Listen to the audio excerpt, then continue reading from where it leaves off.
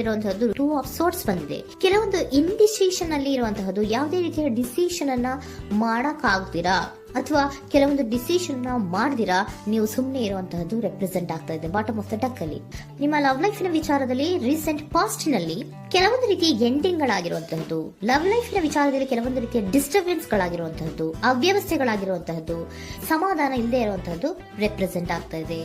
ಯಾಕೆ ಅಂದ್ರೆ love life ನ ವಿಚಾರದಲ್ಲಿ ಯಾವುದೇ ರೀತಿಯ ಪಾಸಿಟಿವ್ ಬದಲಾವಣೆಗಳಾಗುತ್ತಾ ಅನ್ನುವಂತಹದ್ದು ನೀವು ಪಾಸ್ಟ್ನಲ್ಲಿ ನೀವು ನಿಮ್ಮ ಲವ್ ಲೈಫ್ ನಲ್ಲಿ ನೀವು ಆಲೋಚನೆಯನ್ನ ಮಾಡಿದ್ದೀರಿ, ಕೆಲವೊಂದು ಬದಲಾವಣೆಗಳಾಗುವಂತ ಸಾಧ್ಯತೆಗಳಿದೆಯಾ ಅಂತ. ಆದ್ರೆ ಎಂಡಿಂಗ್ ಗಳಾಗಿರುವಂತಹದ್ದು ಯಾವುದೇ ರೀತಿಯ ಸರಿ ಹೋಗ್ಲಿಲ್ಲದೆ ಇರುವಂತಹದ್ದು ರೆಪ್ರೆಸೆಂಟ್ ಆಗ್ತಾ ಇದೆ. ತುಂಬಾ ಆಲೋಚನೆಯನ್ನ ಮಾಡಿರುವಂತಹದ್ದು ನಿಮ್ಮ ಲವ್ ಲೈಫಿನ ವಿಚಾರವಾಗಿ ನಿದ್ರಾಹೀನತೆಗಳಾಗಿದೆ, ಕೆಲವೊಂದು ರೀತಿಯ ಸ್ಟ್ರೆಸ್ಸಿಗೆ ಒಳಗಾಗಿರುವಂತಹದ್ದು ನಿಮ್ಮ ರೀಸೆಂಟ್ ಪಾಸ್ಟಿನಲ್ಲಿ ನಡೆದಿರುವಂತಹದ್ದು. ಲವ್ ಲೈಫಿನ ವಿಚಾರವಾಗಿ ಯಾವುದೇ ರೀತಿಯ ಅಂತ ಸಮಾಧಾನದೇನು ನಿಮ್ಗೆ ನಡೆದಿಲ್ಲ. ಆ ಕಾರಣಕ್ಕೇನೆ ನಿಮ್ಗೆ ಕೆಲವೊಂದು ವಿಚಾರಗಳನ್ನ ಡಿಸಿಷನ್ ತಗೊಳ್ಳುವಂತಹದ್ದು, ಡಿಸೈಡ್ ಅನ್ನ ಮಾಡುವಂತಹದ್ದು ನಿಮ್ಗೆ ಕಷ್ಟ ಆಗ್ತಾ ಇರೋದು. ನೀವು ಪ್ರೆಸೆಂಟ್ ಸಿಚುವೇಶನ್ ಅಲ್ಲಿ ಬರುವಂತಹ ಆಫರ್ಗಳನ್ನ ನೀವು ಏನ್ ಮಾಡ್ತಾ ಇದ್ದೀರಾ ಅಂದ್ರೆ ರಿಜೆಕ್ಟ್ ಮಾಡ್ತಾ ಇದ್ದೀರಾ ಅಥವಾ ಮಿಸ್ ಮಾಡ್ಕೋತಾ ಇದ್ದೀರಾ. ಕೆಲವೊಂದು ಆಪರ್ಚುನಿಟೀಸ್ ಗಳು ಬಂದ್ರೂ ಕೂಡ ಅದರ ಬಗ್ಗೆ ನೀವು ಕರೆಕ್ಟ್ ಆಗಿ ಗಮನವನ್ನ ಕೊಡ್ತಾ ಇಲ್ಲ. ಯಾಕೆ ಕೊಡ್ತಾ ಇಲ್ಲ? ನಿಮ್ಗೆ ಗೊತ್ತಾಗ್ತಿಲ್ಲ ಏನ್ ಮಾಡ್ಬೇಕು. ಅದಕ್ಕೋಸ್ಕರ ನೀವ್ ಏನ್ ಮಾಡ್ತಿದ್ದೀರಾ, ಎಂಡಿಂಗ್ ಆದಂತಹ ಆಫರ್ಗಳಿರ್ಬೋದು ಅಥವಾ ಬೇರೆ ಯಾವುದೇ ಆಫರ್ಗಳಿರ್ಬೋದು ಬಂದ್ರೆ ಅದನ್ನ ನೀವು ಗಮನನೇ ಕೊಡದೇ ಇರುವಂತಹದ್ದು. ಯಾವುದೋ ಕೆಲವು ವಿಚಾರ ನಿಮ್ಮ ಲವ್ ಲೈಫ್ನ ವಿಚಾರವಾಗಿ ಕೆಲವೊಂದು ರೀತಿಯ ಮತ್ತಷ್ಟು ಮುಟ್ಟೋದು ಅಂದ್ರೆ ರಿವ್ಯಾಲ್ಯೂಯೇಷನ್ ಅನ್ನ ಮಾಡ್ತಾ ಇರುವಂತಹದ್ದು ಪ್ರೆಸೆಂಟ್ ಆಗ್ತಾ ಇದೆ. ಪ್ರೆಸೆಂಟ್ ಅಲ್ಲಿ ನಾನು ಯಾವುದೇ ಆಫರ್ ಅನ್ನ ತಗೊಳ್ಳುವಂತ ಸ್ಥಿತಿಯಲ್ಲಿ ಇಲ್ಲ ಅನ್ನುವಂತಹ ರೀತಿಯಲ್ಲಿ ನೀವು ಆಫರ್ಗಳನ್ನ ಮಿಸ್ ಮಾಡ್ಕೊಳ್ಳುವಂತಹದ್ದು ಅಥವಾ ರಿಜೆಕ್ಟ್ ಮಾಡುವಂತಹದ್ದು ರೆಪ್ರೆಸೆಂಟ್ ಆಗ್ತಾ ಇದೆ. ನೆಕ್ಸ್ಟ್ ಕಾರ್ಡ್ ಬಂದಿರುವಂತಹದ್ದೇನು, ಪ್ರೆಸೆಂಟ್ ನಲ್ಲಿ ಪೇಜ್ ಆಫ್ ಸೋರ್ಟ್ಸ್ ಬಂದಿದೆ. ಯಾವುದೋ ಒಂದು ನಿಮ್ಮ ಲವ್ ಲೈಫ್ ನ ವಿಚಾರವಾಗಿ ಬಹಳಷ್ಟು ಕ್ಯೂರಿಯಾಸಿಟಿಯಿಂದ ಏನೋ ವಿಚಾರವನ್ನ ತಿಳ್ಕೊತಾ ಇದ್ದೀರಾ, ಬಹಳಷ್ಟು ಕ್ಯೂರಿಯಾಸಿಟಿಯಿಂದ ತಿಳ್ಕೊತಾ ಇದ್ದೀರಾ ಏನಾಗ್ತಾ ಇದೆ ಹೇಗಾಗ್ತಾ ಇದೆ ಅಂತ. ತುಂಬಾನೇ ನೀವು ಕೆಲವೊಬ್ರು ಲವ್ ಲೈಫ್ ನ ವಿಚಾರದಲ್ಲಿ ತುಂಬಾನೇ ಮಾತು ಕೂಡ ಆಡ್ತಾ ಇರುವಂತಹದ್ದು ರೆಪ್ರೆಸೆಂಟ್ ಆಗ್ತಾ ಇದೆ. ಏನಾಗ್ತಾ ಇದೆ ಹೇಗಾಗ್ತಾ ಇದೆ, ಈ ಗಲಿಬಿಲಿಗಳು, ಡಿಸ್ಟ್ರಾಕ್ಷನ್ಸ್ ಗಳು ಅಥವಾ ಡಿಸಿಷನ್ಸ್ ನ ಮಾಡಕ್ಕಾಗದೆ ಏನಕ್ಕೆ ಒದ್ದಾಡ್ತಿದೀವಿ ಅನ್ನೋದ್ರ ಬಗ್ಗೆ ಕೂಡ ನೀವು ಕೆಲವೊಂದು ರೀತಿಯ ಮಾತಾಡ್ತಾ ಇರುವಂತಹದ್ದು ರೆಪ್ರೆಸೆಂಟ್ ಆಗ್ತಾ ಇದೆ. ಯಾವಾಗ ಕೆಲವೊಂದು ವಿಚಾರಗಳಲ್ಲಿ ನೀವು ಮಾತಾಡಿ ಕ್ಲಿಯರ್ ಅನ್ನ ಮಾಡ್ಕೊಂತೀರೋ ಆಗ ನೀವು ಕೆಲವೊಂದು ರೀತಿಯ ಆಕ್ಷನ್ಸ್ ಗಳನ್ನ ತಗೋಬೇಕು ಅನ್ನುವಂಥ ನಿರ್ಧಾರವನ್ನ ಮಾಡಿರುವಂತದ್ದು. ಆಫರ್ಗಳು ಬಂದ್ರೂ ಕೂಡ ರೆಫ್ಯೂಸ್ ಮಾಡ್ತೀರಾ. ಆದ್ರೆ ಏನೀಗ ಹಿಂದೆ ಪಾಸ್ಟಿನಲ್ಲಿ ನಡೆದಿತ್ತೋ ಅದು ಯಾಕಾಯ್ತು, ಏನಕ್ಕೆ ಹಂಗಾಯ್ತು ಅನ್ನೋದ್ರ ಬಗ್ಗೆ ಕೂಡ ನೀವು ಮಾತಾಡುವಂತ ಸಾಧ್ಯತೆಗಳು ರೆಪ್ರೆಸೆಂಟ್ ಆಗ್ತಾ ಇದೆ ಅಟ್ ಪ್ರೆಸೆಂಟಿನಲ್ಲಿ.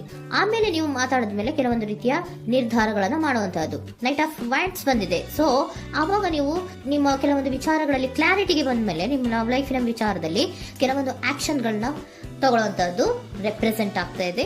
ಹಾಗಿದ್ರೆ ಏನ್ ಆಕ್ಷನ್ಸ್ ಗಳನ್ನ ತಗೋತೀರಾ?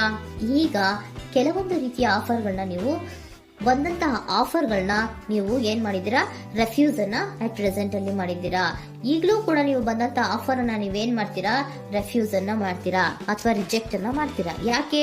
ಸೆಕೆಂಡ್ ಕಾರ್ಡ್ ನಿಮ್ಗೆ ಇಮಿಡಿಯೇಟ್ ಫ್ಯೂಚರ್ ನಲ್ಲಿ ಸೆಕೆಂಡ್ ಕಾರ್ಡ್ ಬಂದಿರೋದು ಯಾವುದು, ಹಾರ್ಮೆಟ್ ಕಾರ್ಡ್ ಬಂದಿದೆ. ಸೊ ಲೋನ್ಲಿನೆಸ್ ಅನ್ನ ರೆಪ್ರೆಸೆಂಟ್ ಮಾಡುತ್ತೆ. ಯಾಕೆ ಲೋನ್ಲಿನೆಸ್ ಅನ್ನ ರೆಪ್ರೆಸೆಂಟ್ ಮಾಡುತ್ತೆ? ಬೇಡಪ್ಪ, ಈ ಜಗ್ಲಿಂಗ್ ಗಳೇ ಬೇಡ. ತುಂಬಾ ಜಗ್ಲಿಂಗ್ ಇದೆ ನಿಮ್ಮ ಲವ್ ಲೈಫ್ ನ ವಿಚಾರದಲ್ಲಿ. ಕೆಲವೊಬ್ಬರಿಗೆ ತುಂಬಾ ಜಗ್ಲಿಂಗ್ ಇದೆ. ಯಾವಾಗ್ಲೂ ಬ್ಯಾಲೆನ್ಸ್ ಅನ್ನ ಮಾಡ್ತಾ ಇರ್ಬೇಕು. ಈ ಕಡೆಗೆ ಹೇಳಿದ್ರೆ ಆ ಕಡೆಗೆ ಹೋಗುತ್ತೆ, ಆ ಕಡೆಗೆ ಹೇಳಿದ್ರೆ ಈ ಕಡೆಗೆ ಬರುತ್ತೆ.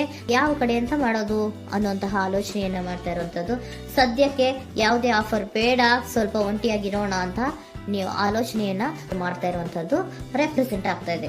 ಮತ್ತೆ ಕೆಲವೊಬ್ಬರಿಗೆ ಕೆಲವೊಂದು ರೀತಿಯ ಕ್ಯೂರಿಯಾಸಿಟಿಯಿಂದ ಏನಾಗ್ತಾ ಇದೆ ಅಂತ ವಿಷಯಗಳನ್ನ ತಿಳ್ಕೊಂಡ್ಮೇಲೆ ಕೆಲವೊಂದು ಆಕ್ಷನ್ಸ್ ಗಳನ್ನ ತಗೊಳ್ಳುವಂತದ್ದು ಕೂಡ ರೆಪ್ರೆಸೆಂಟ್ ಆಗ್ತಾ ಇದೆ. ಯಾವುದೇ ರೀತಿಯ ಭಯ ಇಲ್ಲದೆ ವಿಷಯಗಳನ್ನ ತಿಳ್ಕೊಂಡು ನೀವು ಆಫರ್ಗಳನ್ನ ಅಟ್ ಪ್ರೆಸೆಂಟ್ ಅಲ್ಲಿ ರೆಫ್ಯೂಸ್ ಮಾಡೋ ಸಾಧ್ಯತೆಗಳು ಕೂಡ ಕೆಲವೊಬ್ಬರಿಗೆ ರೆಪ್ರೆಸೆಂಟ್ ಆಗ್ತದೆ. ಯಾಕೆ ಆಫರ್ಗಳನ್ನ ರೆಫ್ಯೂಸ್ ಮಾಡ್ತೀರಾ? ನಿಮ್ಮ ಲವ್ ಲೈಫ್ ನ ವಿಚಾರದಲ್ಲಿ ಬರೀ ಜಗ್ಲಿಂಗ್, ತುಂಬಾ ಬ್ಯಾಲೆನ್ಸ್ ಅನ್ನ ಮಾಡ್ಬೇಕು. ಯಾವ ಕಡೆ ಮಾಡ್ಬೇಕು, ಹೇಗ್ ಮಾಡ್ಬೇಕು ಗೊತ್ತಾಗದೇ ಇಲ್ಲ. ನೀವೇನ್ ಮಾಡ್ತೀರಾ, ಸ್ವಲ್ಪ ದಿನದ ಮಟ್ಟಿಗೆ ನಾನು ಲೋನ್ಲಿ ಆಗಿರ್ಬೇಕು ಅನ್ನೋದನ್ನ ಇಲ್ಲಿ ನಿಮ್ಗೆ ಲವ್ ಲೈಫ್ ನ ವಿಚಾರವಾಗಿ ರೆಪ್ರೆಸೆಂಟ್ ಆಗ್ತಾ ಇದೆ. ಈ ಎಲ್ಲಾ ಕನ್ಫ್ಯೂಷನ್ಸ್ ಇರೋದ್ರಿಂದಲೇ ನಿಮ್ಗೆ ಬಾಟಮ್ ಆಫ್ ದ ಡಕ್ ಬಂದಿರೋಂತದ್ದು 2 ಆಫ್ ಸೋರ್ಟ್ಸ್ ಬಂದಿರೋಂತದ್ದು. ಸೊ ಇಂಡಿಸಿಷನ್ ಆಗ್ತಾ ಇರೋಂಥದ್ದು, ಏನ್ ಮಾಡ್ಬೇಕು ಗೊತ್ತಾಗಲ್ಲ. ಅದಕ್ಕೇನೆ ನೀವು ಇಲ್ಲಿ ಕುತ್ಕೊಂಡ್ಬಿಟ್ಟಿದ್ದೀರಾ, ನನ್ನ ಲವ್ ಲೈಫ್ ನ ವಿಚಾರವಾಗಿ ಯಾವ ನಿರ್ಧಾರವನ್ನ ಮಾಡ್ಬೇಕು ಅನ್ನುವಂತಹ ಆಲೋಚನೆಯನ್ನ ಮಾಡ್ತಾ ಇರುವಂತದ್ದು, ಹಾಗೇನೆ ಮಾಡುವಂತದ್ದು ನಿಮ್ಗೆ ರೆಪ್ರೆಸೆಂಟ್ ಆಗ್ತಾ ಇರೋದು. ಕೆಲವೊಬ್ರು ರೆಫ್ಯೂಸ್ ಅನ್ನ ಮಾಡಿ ಮುಂದೆ ಹೋಗುವಂತ ಸಾಧ್ಯತೆಗಳು ಇರುವಂತಹದ್ದು. ಮತ್ತೆ ಕೆಲವೊಬ್ರು ಆಫರ್ಗಳನ್ನ ಬರುವಂತದನ್ನ ಬ್ಯಾಲೆನ್ಸ್ ಅನ್ನ ಮಾಡ್ಬೇಕು ಮಾಡಬೇಕು, ಜಗ್ಲಿಂಗ್ ಅನ್ನ ಮಾಡಬೇಕು, ಸದ್ಯದ ಮಟ್ಟಿಗೆ ಒಂಟಿಯಾಗಿ ಇರೋಣ ಅಂತ ಆಲೋಚನೆಯನ್ನ ಮಾಡ್ತಾ ಇರುವಂತದ್ದು ರೆಪ್ರೆಸೆಂಟ್ ಆಗ್ತಾ ಇದೆ. ನಿಮಗೆ ಏಂಜಲ್ ಗೈಡೆನ್ಸ್ ಏನ್ ಕೊಡ್ತಾ ಇದ್ದಾರೆ, ಡೋಂಟ್ ಸ್ಟಾಪ್.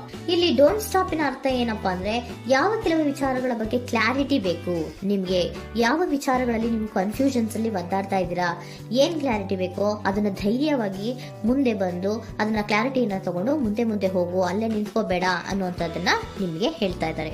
ಯಾವ ವಿಚಾರವನ್ನ ನೀವು ಲವ್ ಲೈಫ್ ನ ವಿಚಾರದಲ್ಲಿ ಏನ್ ಈ ಜಗ್ಲಿಂಗ್ಗಳು ಅಥವಾ ಈ ಬ್ಯಾಲೆನ್ಸ್ ಗಳನ್ನ ಮಾಡ್ಕೊಂಡು ಅಥವಾ ಎಳ್ದಾಟಗಳನ್ನ ಮಾಡ್ಕೊಂಡಿದ್ದೀರೋ ಅಲ್ಲಿಗೆ ಕ್ಲಾರಿಟಿಯನ್ನ ತಗೊಳ್ಳಿ, ಧೈರ್ಯವಾಗಿ ಕ್ಲಾರಿಟಿಯನ್ನ ತಗೊಂಡು ನೀವು ಮುಂದೆ ಆಕ್ಷನ್ಸ್ ಅನ್ನ ತಗೊಳ್ಳುವಂತದ್ದು ರೆಪ್ರೆಸೆಂಟ್ ಆಗ್ತಾ ಇದೆ.